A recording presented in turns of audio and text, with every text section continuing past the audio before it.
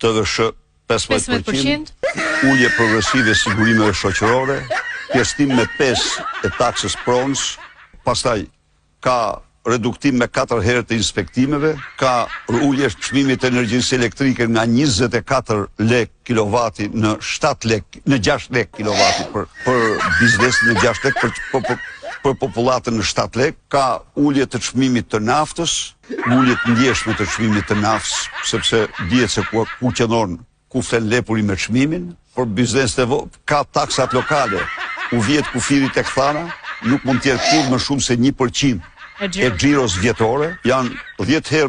me shtreta, nuk mund t'jenë, se këta çfarë bëjnë? Ai merr vetë taksa dhe bën Bashkinë e Tiranës sa me 10.000 punojës, sa 11.000 punojës,